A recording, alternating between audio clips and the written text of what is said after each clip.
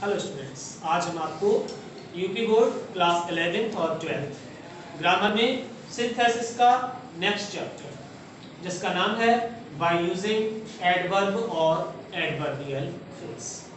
Guys, इससे पहले कि हम आपको इसके बारे में बताएं, सबसे पहले हमें ये मालूम होना चाहिए कि एडवर्ब होता क्या है। आप में से कोई बताएगा कि एडवर्ब क्या होता है? अच्छा, क्रिया विशेषण। क्रिया विशेषण तो इसको हिंदी में कहते हैं, लेकिन पहचान क्या है?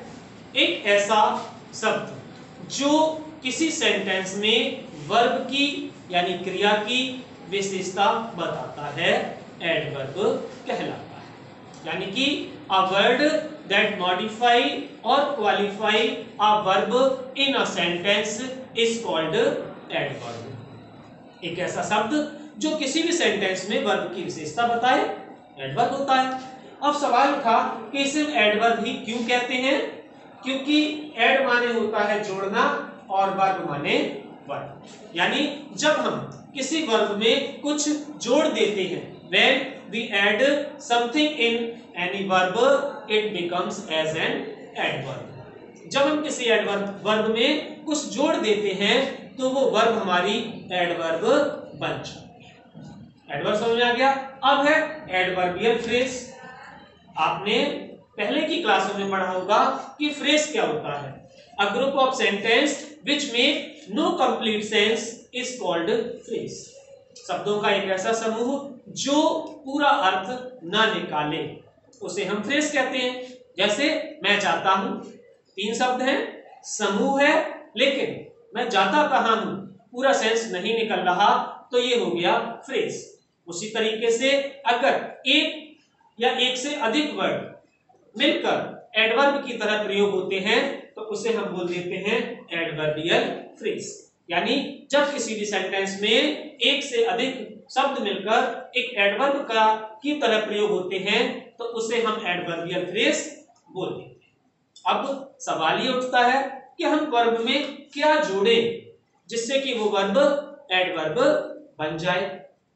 तो स्टूडेंट्स, मोस्टली वर्ब में अगर हम पीछे एल वाई जोड़ देते हैं, जैसे करेक्ट, तो इस करेक्ट में अगर हमने क्या जोड़ दिया? एल वाई, एडवर्ब बन गई। अगर हमारी वर्ब है क्विक, इसमें हमने एल वाई जोड़ दिया, एडवर्ब बन गया। यानी कि मोस्टली वर्ब में हमें पीछे एल वाई जोड़ना पड़ता है किसी भी वर्ब को एडवर्ब बनाने के लिए। लेकिन कुछ वर्ब ऐसी भी होती हैं जिनको जब हम एडवर्ब बनाते हैं तो उनमें जोड़ते तो एल वाई है, बट उनका मीनिंग चेंज हो जाता है और वो हो जाते हैं,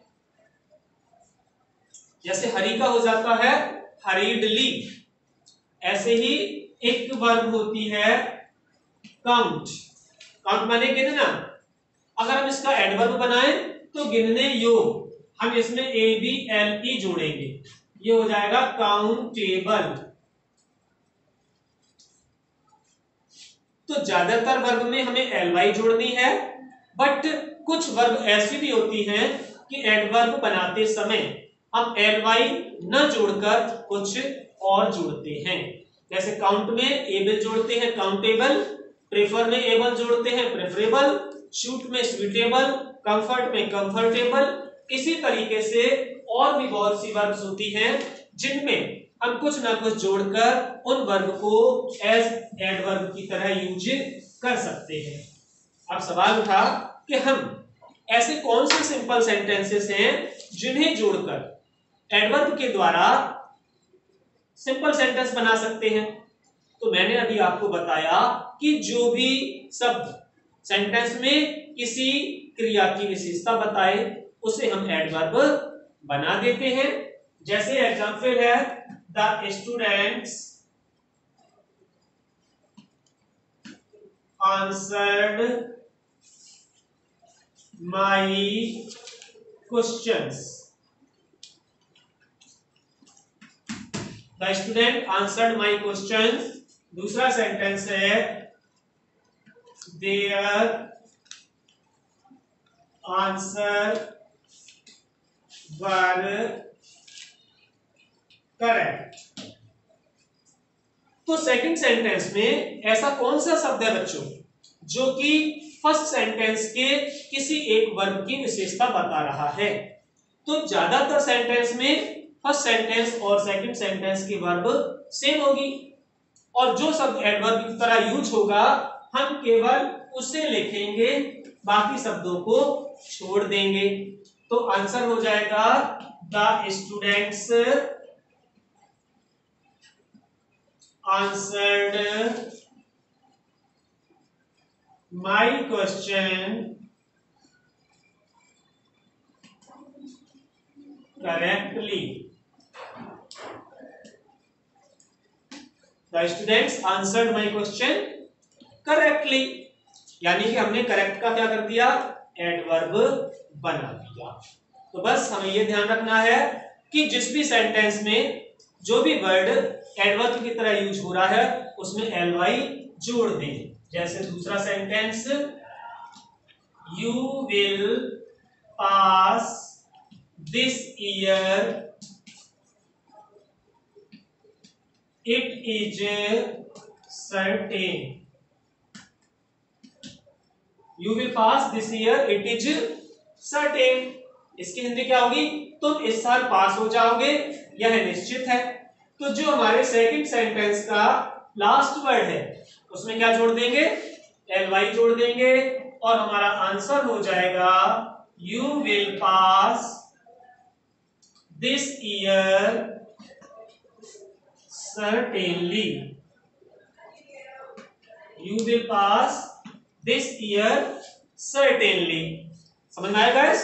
अब हमें ये देखना है अगर किसी सेंटेंस में देयर शब्द से शुरुआत हो रही है, यानी कोई भी सेंटेंस ऐसा हो जिसकी स्टार्टिंग किससे हो रही हो बच्चों, बिल्कुल सही, देयर से, और सेंटेंस हो नेगेटिव और उसमें लगा हो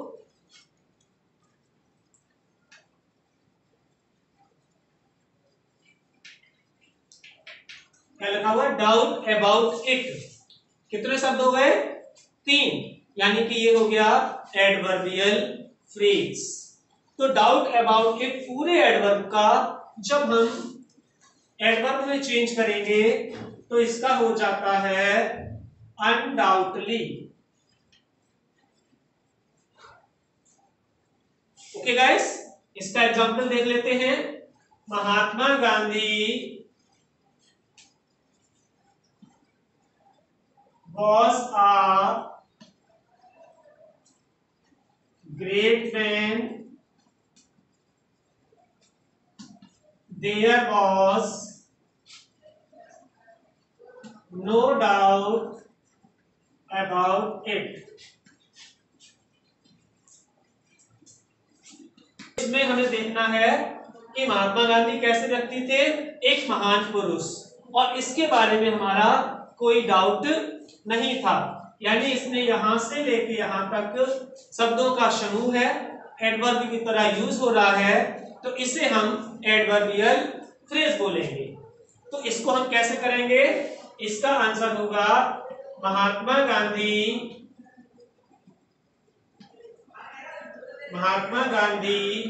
वॉज। अब जो भी हमारा ऐसा सेंटेंस होगा उसमें हेल्पिंग वर्ब के बाद एडवर्ब का यूज होगा, अनडाउटली